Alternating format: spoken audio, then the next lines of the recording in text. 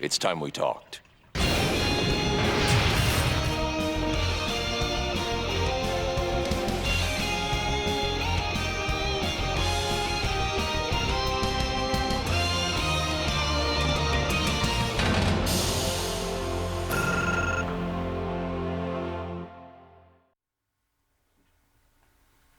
Hi, I'm Mark Hamill, and for a comic book fan like me, it's a real treat to be able to talk with three of the most important people behind Justice League Unlimited. Why don't you introduce yourself, guys, and tell us what you do? I'm Dwayne McDuffie, producer. I'm Bruce Tim, producer. James Tucker, producer. Okay, now we're talking about an 8-episode arc in a 13-episode season, basically. Basically, yeah. And what are the problems of writing an arc that's that inclusive? I mean, do you also want it to stand alone in a way, or make it an out-and-out cliffhanger? Ideally, you want to have the episodes be both. That you could just turn the show on any day and go, be able to watch that episode and be, satisfied and not feel that it was confusing because you didn't know what came before and what came after. But at the same time, it does kind of connect in a overall broader arc. So it was tricky. One thing that I thought was intriguing is there are clues, or at least foreshadowing, of story elements in this arc that go all the way back to like Brave New World and some of the episodes on Superman. Now, is that just by accident, or did you go back? It was all luck. It was luck. Did you go back over old episodes and say, if we took a nugget here and here, we could do this? Yeah. If the Justice League ever went rogue, what do you think would be the result? That's moot. Humor me. In every single scenario, you beat us. Badly. But that was before CADMUS. CADMUS was from the comic books, or was it an original idea? It was from the comics, yeah. How is it different, and how did you adapt it for the animated show? It's quite a bit different. I mean, the CADMUS thing in the comics was it wasn't quite as political. It was much more of a mad scientist think tank. Right. And we kind of connected it to this whole big, shadowy government conspiracy thing. Right. And when we plotted the very first episode in that arc, it was actually Fearful Symmetry. When we were talking about doing it, we realized that we had done a lot of different kind of shadowy government conspiracy episodes from previous series, but especially in Superman, and we went, hey, you know what? We can, instead of those all being separate conspiracies, they could all be part of the same conspiracy. Right. So it kind of like expanded the scope of our show beyond just Justice League Unlimited. It expanded both backward to Superman and Batman, and even forward to the Batman Beyond show. So it was kind of just blind luck, really. It was like all the pieces were there right in front of us, and we were like, yeah, remember when we did that, and remember that character did that, and it was like, oh, wow. Oh, yeah, and then we could put the Zeta robots this in there. actually works, yeah, totally. right. It was it was all connected. Did you know found how art. long it was going to be? I mean, did you have a target of X amount of episodes, or you just wanted to, you did? Well, We knew we wanted to do a big arc, right? yeah. I can shut down CADMUS without killing Luthor. Carry on, then. If you're wrong, it's not like it's the end of the world, right? It's much deeper than a child's cartoon should be, because you're asking, what is the nature of a superhero? Do we need superheroes? Why are there superheroes? And one thing that's interesting is you have CADMUS. I mean, the way I played the Joker, too, I didn't play him as a villain. He was just an unappreciated genius. Right. It's your problem if you don't get me. And CADMUS, I love the fact that CADMUS, they're not twirling their mustaches. Right. They really think what they're doing is good. Yeah, Well, and that was a conscious choice. Well, I was going to say, they started out pretty much evil. In the first couple episodes, they're definitely, not on the up and up. But then in the Doomsday Sanction episode, when Batman accosts Amanda Waller in her bathroom, which I think is a neat touch, and he just starts going at her and saying, I don't know what you guys are up to, and it's like, if you harm the American people, we're going to come down on you. And she says, if we're a threat to the American people, and she lays out, boom, boom, boom. Right. This is what we're doing. This is what you guys are capable of. This is what you did in another dimension. And Batman's kind of like, darn, she's kind of got me. She is kinda and it's right. like, she's making these really valid points. So it's like from that point on, it's like it's not just all black and white anymore. There's a big,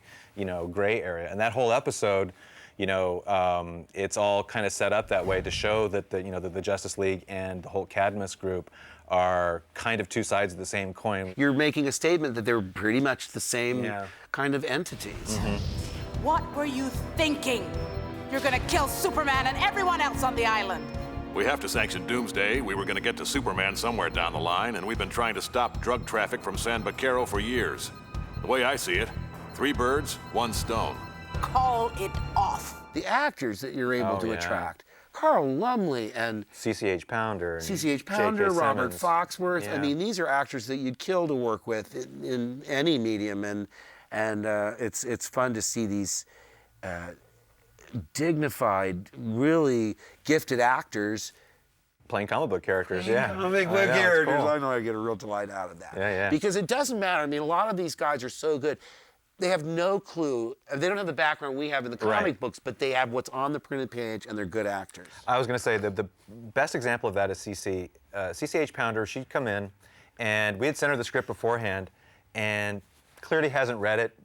And she'll come in. She'd already played Amanda Waller like in like maybe 5 or 6 episodes. She'd come in and she'd go, "Okay, so who am I playing again?" We'd say, "You're playing Amanda Waller." "Okay, I vaguely remember that character."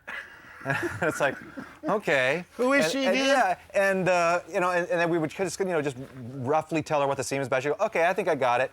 And she'd just give us basically a cold reading right off the page without any preparation whatsoever, and it would just be amazing. And it's like, wow, she's not even trying hard, and she's giving us this great stuff. So it was like, yeah, she was. And it's a awesome. multifaceted character because you, at Oh, various yeah. times, hate this woman. Absolutely. Then you really admire her, and then especially it's poignant at the end to see her in epilogue. And Yeah. she's really, like you say, I mean, it's a really awesome and multi-layered performance. No Yeah. question about and that. she got there without half trying. It was just like, wow. So I don't know, any other actor anecdotes come to mind? Who did you meet that you never thought you'd meet doing this series? On this series? I was pretty stoked when we got J.K. in for the first time because I've been Oh, such a fan yeah. of him for It was the right for after the long Spider-Man, time. too. Yeah, it was. Yeah. Oh, please, J.K. Simmons. Yeah. Jameson, and who did he play in this? He played General Eiling. And again, it wasn't like a real super meaty part or anything. It just, his name came up while we were brainstorming ideas for casting. I said, "Oh yeah, he'd be great." And we didn't think he'd ever do it, but he's like, "Oh, sure, I'm not doing anything that day. I'll come in and do Sure. it." And he's just, again, just a total pro and totally got it. It's a bloomin' fortress crawling with superheroes. Even if we do get in, what chance do we have? We may as well be storming Heaven's Gate itself. Let's talk about Task Force X. One of my favorite episodes. Certainly one of the hardest to pronounce. Yeah, definitely. How does that come about? Do you say, I want to do a caper movie kind of feel? It started off literally mechanically. We realized that at that point in the arc, that every time CADMUS had gone up against the Justice League had cleaned their clock. We said, you know what? If CADMUS is going to be a credible threat, they're going to need to win one. Right. And so then we started just roughly throwing some ideas around, and we realized, hey, this would be a really good way to show the CADMUS point of view of the heroes. And then we started realizing, hey, wait a minute, this is kind of like an old caper movie. It's that whole genre where, you have a group of misfits. They have a job to do, Specialties, each one. and the first half of the movie is the plotting of it, the planning, and that can be interesting. And then the second half is, them executing the plot, and then it goes wrong. And we realized as we were plotting it, you know what? We really need to show this episode completely from the point of view of the bad guys. So they have to be, oh my God, we're up here in the watchtower. That was the best first to second draft improvement, I think, in my entire time on the show. How so? First draft was sort of third person, normal, omniscient. You're following everything around. When we switched to the point of view of the villains, it not only worked really well for the show, but it worked really well for the arc. It was a sort of a situation where we're in these characters' heads.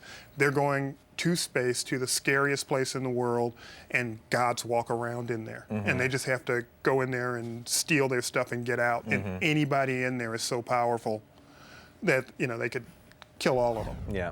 The Task Force X is a good example of something that I think stands alone, but then it's an important component to the overall. Well, if you look at it, it worked really well at first. We had standalone episodes that had themes that ran through the whole season. Right. And it worked really, really well. But the closer we got to the end of the season, we just painted ourselves into a corner. Yeah. And seriously, the last 4 episodes are one episode. It's one long episode, Right. yeah. From Flashpoint on, is it? Or we- Question Question Authority? Authority, yeah. We just didn't Okay. say to be continued and hope nobody noticed. Yeah. I'm Captain Marvel, sir, and it is an honor. You're my biggest fan. Excuse me? I mean, I'm your biggest fan. Sorry, sir, it's a little overwhelming meeting you. I wanted to do a Captain Marvel episode all the way back to like Superman. And what was the resistance to that? it wasn't necessarily there was any resistance. It's just that we could never really quite come up with a story that was quite right. And when we started plotting that episode, we went through about 5 or 6 different scenarios that all were just really dumb. It's like, and I was fine with that. I was like, you know what? I don't care if the reason is really dumb. I just want to see him fight. And but James was the one who kept, no, that's too dumb. You can't. It's just too obvious. You can't just do Marvel team up. You know, they can't just like meet and have a disagreement and fight. It had What's to be your real. concept with Captain Marvel? Does he still have a 10-year-old brain? Is he still Billy Batson? In our show. I think In our that's show. what he we is. went I mean, Yeah. the way I wanted to play him I was think he's it- still a kid. Yeah, it's like Big. Yeah, I very kinda- much like Big. I kind of like that approach. Well, Because- the arc helped sell that too, because we needed something to kind of show us where Superman had moved to, because Superman generally was in the Boy Scout role. Right. That whole season, Luthor messing with him has sort of showed the chinks in his armor. And to put a character in who was very much like him physically, but was a lot more pure, really gave us a chance to show how much Superman had moved. Did you really think you could take me down all by yourself? Actually, yeah. But on the off chance I might have been wrong. Ta-da! It's over, Lex. Panic in the Sky, by the way, that's Yes, the of course. title of a Superman episode from the George Reeves version. Oh, there's 2 jokes in that. What's There's a Superman episode. Years later, DC did a crossover called Panic in the Sky, where the bad guy was Brainiac. So we actually waved at you and said, the bad guy's Brainiac That's if you're right. paying attention. Oh. That's right. Hey, see, you guys brought a We new think about this definition. stuff way too hard. to the- geek-a-thon. No, but I know. But listen, I'm one of those geeks that really got thrilled the first time I saw Luthor team up with Joker. Now you have Luthor team up with Brainiac and bring like a new definition to. Togetherness, yeah. Yeah. So and that scene alone, I mean. Again, a great surprise. I had no idea, although you foreshadowed, because Lex is using super strength basically to trash Question. Yeah. Did you worry about how far to go? Because Yep. I'm trying to remember now. I think I thought, well, that's unusual because he's not known as. Yeah. And he he's hits real. him across the room and breaks the desk. Yeah. Exactly, that kind of stuff. And So- he also reacts to it himself. Oh yeah, he's kind of going, wow. Like he looks hey, at his that's hands, cool. kind of like, what did I just, Yeah, that's my favorite scene in that whole show. Is that whole confrontation between the Question and Luthor. I mean, you've never seen a cartoon where one of your heroes is attempting to murder the villain in cold blood. And he's insane. I mean, He's not insane. He's being very rational. I mean, he's doing it for a good cause. It's not justifiable homicide, but he is doing it for the good of the world, so he thinks.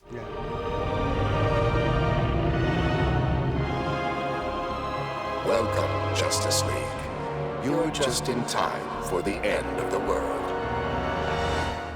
One of the things I want to ask is, you talked a little bit, Dwayne, about painting yourself into a corner as the end of the season. Right, yeah. So that answers some of my questions in that you become committed to the tasks at hand. You have deadlines. You got to get this done, this done, this done. So you're really locked in early on without fully mapping out what happens at the Exactly. end. We had a vague idea. Yeah, we kind of knew what the big fight was at the end, although we ended up changing it when we got to it. Totally. But you sort of have the big elements. You know, like around episode 4, this is going to happen, and for around the longest time, we thought the big thing was going to be Luthor putting his brain into Amazo. Yeah. Amazo, that's right. That was the thing. And then it was like, at some point, it was like, no, that can't be the thing.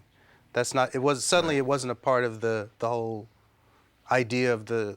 So then the Brainiac thing came. Yeah, it sort of came very off. last minute. It came off theme. It was. Yeah. It was. We have the plot set up, but as we're developing individual stories, themes reveal themselves. Exactly. And all of a And sudden, you have to be flexible enough to go with what it Absolutely. suggests. I absolutely. mean, we had no idea that Question and Huntress were going to play such an integral part of the CADMUS arc. Right. I mean, when we introduced them together as a couple in Double Date, that was pretty much going to be the end one-off. of Huntress at that point.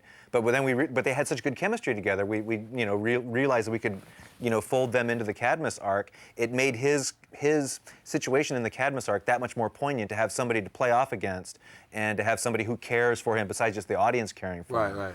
And so things like that, it's a lot of it's just serendipity, a lot of it's blind luck, a lot of it's realizing that you have a really good piece there that you can use in a certain way. At one point, we knew the Question was going to be the one who kind of unraveled the whole Justice Lords thing. But at one point, we were talking about him teaming up with Lois Lane, of all people, during that whole investigation. And then we realized that wasn't even all that important. There was a scene where he goes to see her. He goes to, yeah. It was much more interesting to have that happen, with. And this is obviously with the after you had considered having Batman be the one who steals the CADMUS Well, information. at one point we had talked about Batman actually switching sides. Yeah, he was going to split off and be his own team and gather up some loose heroes we had. Yeah, but we realized that was a dead end. We realized that there was no way you could have him do that without making either himself look like a jerk or making the Justice League look like jerks. It's like it would have been a great stunt to pull off to actually have him team up with CADMUS. But we realized there was no way out of it. So we had to leave ourselves a back door. I mean, arguably, the last episode, Divided We Fall, is a bit of a cheat because we were setting up this whole Justice League versus the government thing, and then we introduced this third villain, the classic Architects of Fear scenario. That's true, but I've heard people say that we never pay that off, but we do. We do the pay episode it off. before Absolutely. The government attacks the Justice League and they fight. I know. Seeing, I don't know, I think seeing Luthor become president and having the Justice League attack the president is just wrong. It is wrong, I agree. We would never do that. Absolutely. And we we were teasing it. We were teasing up to it. We realized we couldn't actually do that, so we needed to take a left-hand curve at that point. And again, I can argue with myself. I would argue that if the whole question throughout the entire CADMUS arc is, is it a good thing to have superheroes, these all-powerful superheroes, kind of lording it over everybody and being there? The easy answer is, of course, because they live in a world where you have supervillains, where you have crazed cyborgs who are trying to destroy Earth and digitize it and then destroy it. Yes, obviously it's a good thing to have the group of superheroes to counteract them. Obviously, it's not a real-world question. If the superheroes actually existed in the real world, then it would be a completely different question. But so we got to raise the question and answer it and play around with it and say, and again, it's kind of political. It kind of shows that there's not always a right and a wrong, or a Republican and a Democrat, or a communist. There's ambiguities in life too. Yeah. I've been wondering when you were going to show up. Terry McGinnis. Or do you prefer being called Batman?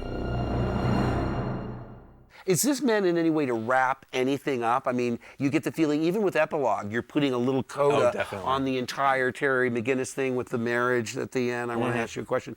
Are you doing the same thing with Justice League, or you're able to go back and do anything you want, but there was a feeling when Epilogue was, we had no idea that we were going to get picked up for another season at that point. We thought for sure that was going to be our last episode, so that was definitely our effort to wrap everything up and put a nice little ribbon on it. Right. There's so many references that I got. I'm thinking there must be 10 times more and then I'm not getting. The origin of Terry McGinnis, he's coming out of a movie version of The Grey Ghost that Adam West played in the original... In the original Batman show. Yeah, we deliberately... We had kind of avoided doing in-jokes and continuity implants in the first couple seasons of Justice League. I love them. We wanted the show to stand on its own. We kind of didn't want it to be, necessarily, a continuation of Batman or Superman or whatever. And then after a while, we said, you know what? It's kind of fun to do that stuff. And we started getting more and more into it. And thinking that Epilogue was going to be our last episode, we totally jammed as many in-jokes and references and callbacks as we could in there. I mean, that's why we put the Phantasm in there. It's like she doesn't really serve any good purpose there. We just needed an assassin, to be the one. But that's so much more exciting when you make a Phantasm. And Dwayne, any things that you jammed in there? Not that particular episode, because I sort of saw that as, in a way, sort of the cap to everything from the first Batman through Superman through Justice League, pushing it forward and incorporating and capping not only Batman Beyond, but the whole idea of all these DC characters in this universe. So I was really, really concentrating on hitting all those, and there was actually a lot of story in that. There was a lot we had to do. Did you lose plot points and you said, oh, I hate to lose this, but we have to, just because of time? Not from time. You were saying there was too many plot points. Yeah.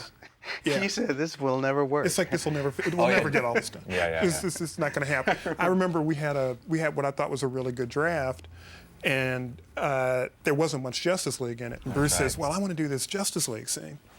And it's like, we don't have room for a Justice League scene. He's like, well, let me tell you the scene. And it's this really lovely scene where Ace dies and Batman comforts James and I her. came up with that bit, yeah. And I'm like, okay, we got room for that. You Yeah. know? And it made the show. It really, like, it focused a lot of connecting it. I really like that scene. Now, did you feel once you got the pickup for 13 after this, you all assumed this is the end? Yes. We're just going to blow it all out and do everything that we ever dreamed of with this series. Then you find out you got picked up for 13. Did you do the classic? No!